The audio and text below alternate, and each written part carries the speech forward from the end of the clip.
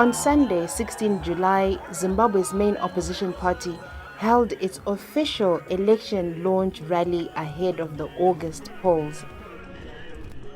This was particularly noteworthy as in the month since the nomination courts sat, the Citizens Coalition for Change, or CCC, has had more than 100 rallies and party events banned by the Zimbabwe Republic Police.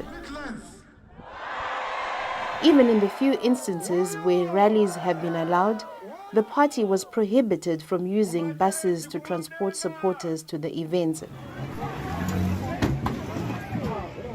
Opposition candidates and supporters have been arrested, beaten, and intimidated while canvassing. The ruling ZANU-PF party has faced no such hurdles and have commandeered hundreds of buses to bring in crowds to cheer incumbent President Emmerson Mnangagwa towards another term. Following nomination day in June, the opposition finally caught first sight of the voters' roll, but not in its entirety. The opposition presidential candidates got a copy of all voters, but without constituency delimitations, while parliamentary candidates received only the voters' roll for their specific constituency and in a restricted format.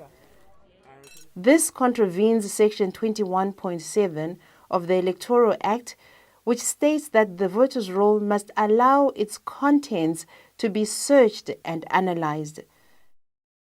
In the format it has been availed, it can neither be searched nor analyzed.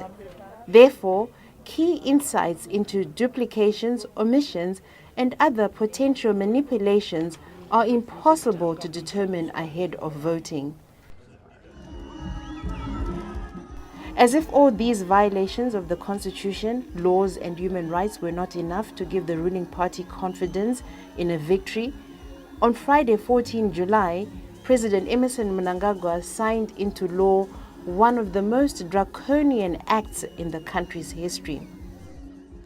Officially named the Criminal Law Codification and Reform Amendment Act, it makes several amendments to the Criminal Law Code, including the creation of a new crime called willfully damaging the sovereignty and national interest of Zimbabwe.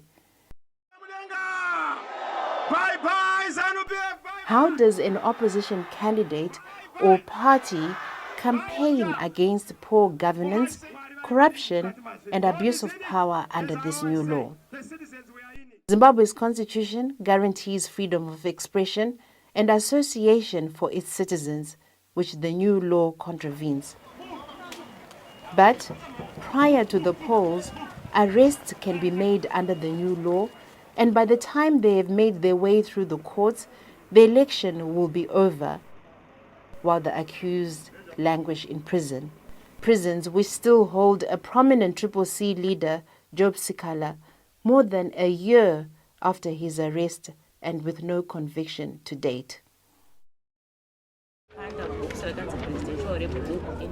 The Zimbabwe Electoral Commission is also racing against time to finalize the ballot papers. The 2023 elections are the most contested and litigious ever. Over 100 cases challenging nominations or disqualifications are still before the courts. The most prominent of which was the legality of the nomination as presidential candidate of former ZANU-PF stalwart Xavier Kasukuwere. While ZEC accepted Kasukuwere's application and the fee of $20,000, his nomination was challenged in court by a ZANU-PF supporter. With only a few percentage points separating President Mnangagwa and Chamisa in the 2018 elections, it was a risk that the incumbent would rather not face.